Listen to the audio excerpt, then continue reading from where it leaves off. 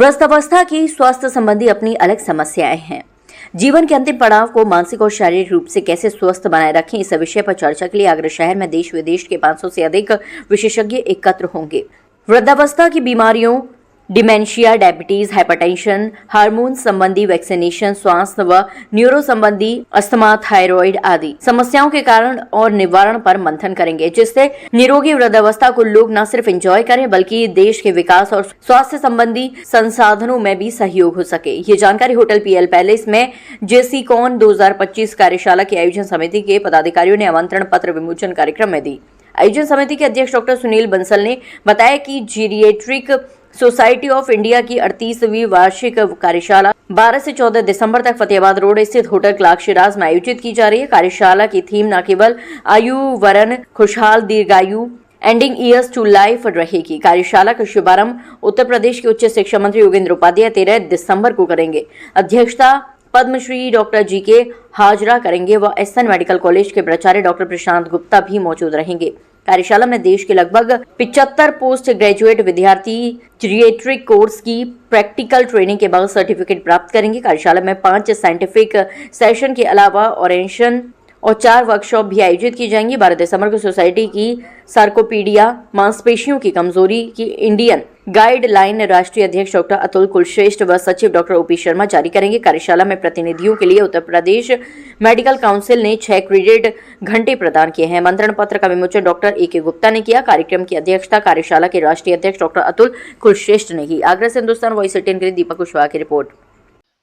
इस कॉन्फ्रेंस में जैसा मैंने बताया कि अभी इसकी थीम है adding life to the years, किस तरीके से वृद्धावस्था में जो हमारी जिंदगी है उसमें एक नया रंग भरा जाए, जिससे कि न सिर्फ बीमारियों का इलाज किया जा सके बल्कि जो आने वाली प्रॉब्लम्स हैं, जो बीमारियां हैं, उनसे भी बचा जा सके। वृद्धावस्था में गिरना, फिसलना, दवाइयां लेना, भूल जाना, इन सब चीज़ों में किस तरीके से हम अपने घर में और अपने एनवायरनमेंट में और टेक्नोलॉजी का इस्तेमाल करते हुए किस तरीके से उनको कॉम्प्लिकेशन से बचाया जाए, ये सारे विषयों पर व्याख्यान होंगे। लगभग 65 व्याख्यान है जिसमें देश विदेश के सभी स्पीकर्स आ रहे हैं और लोगों में बड़ा एंथुजियाज्म है। 40 पोस्ट ग्रेजुएट स्टूडेंट्स ने अपने रिसर्च पेपर भेजे हैं जो कि पूर्णतः जीरियाट्रिक एज पर किए गए हैं। तो ऐसे में लगता है कि एक बहुत सक्सेसफुल कॉन्फ्रेंस होगी जिसमें साइंस पर काफी अच्छा डिस्कशन होगा और जिसके रिजल्ट्स काफी अच्छे होंगे फ्यूचर में। इन लोगों को अलग से चिकित्सा की आवश्यकता होती है, रूटीन से अलग। इनकी दवाएं अलग होती हैं, इनकी खुराक अलग होती है, इनकी बीमारियां भी अलग होती हैं। तो ये एक ऐसे फील्ड है कि उनको अलग से केयर की भी जरूरत होती है, घर पे भी, क्लिनिक्स में भी, अस्पताल में भी। तो उन लोगों को कैसे डिफरेंट केयर दी जाए, कैसे उनकी सेवा करी जाए, कैसे उनका ट्रीटमेंट किया जाए, उसमें एक अलग स्पेशलिटी डेवलप हो गई है जिसको जीरियाट्रिक्स कहते हैं। और इस जीरियाट्रिक सोसाइटी की कॉन्फ्रेंस में बेसिकली उनका ट्रीटमेंट कैसे डिफरेंट किया जाए, कैसे बढ़िया से बढ़िया किया जाए, कैसे उनकी, इसको कहते हैं ना एजिंग, एज तो होना ही है, सबकी तो उम्र तो बढ़नी है, लेकिन कैसे हेल्दी एजिंग हो, बड़ी उम्र तक वो हेल्दी बने रहे। बीमारी तो आनी ही है, लेकिन उस बीमारी से कैसे उनसे लड़ा जाए, उसको कैसे हम लोग कैसे उनकी हेल्प कर सकते हैं, वो उस विषय पे लेकर ये कॉन्फ्रेंस होगी। ये 12 तारीख को शाम को लंच के बाद शुरू होगी होटल क्लाक्षराज में और 14 तारीख को लंच तक चलेगी। इसमें बात करें तो जिस तरह की आबादी हिंदुस्तान में, अच्छा आपने प्रश्न पूछा, आज की तारीख में हमारे देश में 10% पॉपुलेशन 60 के ऊपर है, जिनको वृद्ध कहते हैं या ओल्ड एज कहते हैं।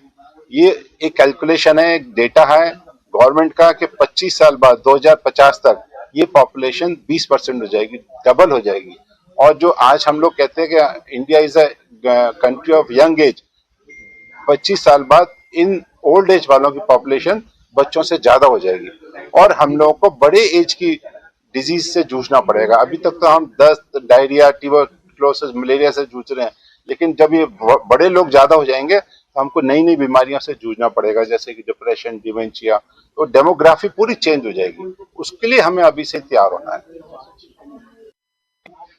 ऑर्गेनाइजिंग सेक्रेटरी जेसीकॉन जो अभी कॉन्फ्रेंस होने जा रही है 12, 13, 14 दिसंबर को क्लाक्षराज में, ये 38वां अधिवेशन है जिसमें वृद्धजनों की जो विशिष्ट प्रॉब्लम्स हैं, जो उनकी समस्याएं हैं, जो उनकी बीमारियां हैं और उनका जो अलग तरीके का इलाज है उसके बारे में जिक्र किया जाएगा।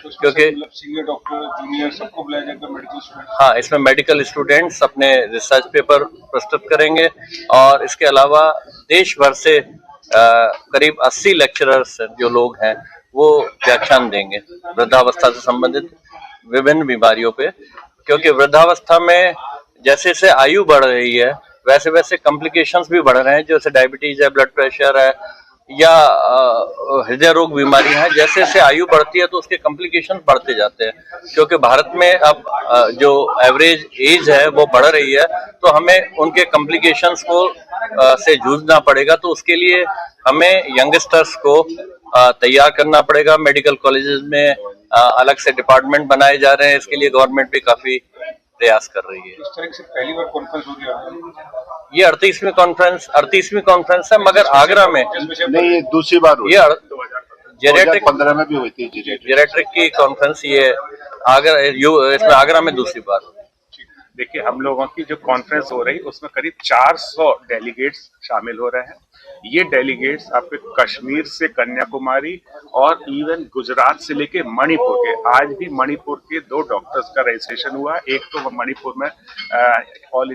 में एम्स बना है, उसकी मेडिसिन की हेड है, वो आज ही उन्होंने रजिस्ट्रेशन कराया, आज ही हमसे फोटो बात हुई। तो मतलब पूरे भारतवर्ष से करीब 400 डॉक्टर शामिल हो रहे हैं, 260 के करीब रजिस्टर्ड हो चुके, 273 रजिस्टर्ड हो चुके हैं। और जहां तक इसकी बात है कि कॉन्फ्रेंस में वृद्धा अवस्था से रिलेटेड जितने भी टॉपिक्स आप सोच सकते हो सब डिस्कस किए जाएंगे। और उसमें हमारे जो एमिनेंट स्पीकर्स हैं पूरे इंडिया भर से है। मीन्स ये समझ लीजिए मुश्किल से 15% आगरा के हैं, बाकी 85% हमारे स्पीकर्स पूरे इंडिया भर में जो इस फील्ड में स्पेसिफिकली काम कर रहे हैं, जो नोन है कि इस फील्ड में, उन सबके लेक्चर्स हो रहे हैं। लेक्चर्स किन टॉपिक्स पे होंगे? ओल्ड एज से रिलेटेड, मेल्स में पेशाब की प्रॉब्लम है, मेमोरी की प्रॉब्लम है, गिरने चलने में लड़खड़ाना, गिरना, सोचने की शक्ति, ये सब प्रॉब्लम, जितनी भी प्रॉब्लम, हार्ट डिजीज, डायबिटीज, सब का डिस्कशन होगा।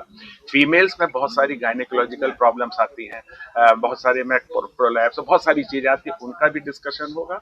इसके अलावा जितने भी हम लोग फाइनेंशियल एस्पेक्ट्स, सबसे बड़ी चीज है कि old age home concept change करने के लिए हमारा जो फर्स्ट लेक्चर है, जिसमें कि हम बोलने जा रहे हैं कि अब जगह जगह ओल्ड एज होम खुल गए हैं। आगरा में रामलाल वृद्धाश्रम में करीब 400 लोग यहाँ पर है, पूना में 5 स्टार वृद्धाश्रम है, कोचीन में 5 स्टार वृद्धाश्रम में जाके 2-2 हजार लोग रहते हैं। तो ओल्ड एज कंसेप्ट की क्यों जरूरत पड़ी इंडिया में, उस पर डिस्कस करेंगे।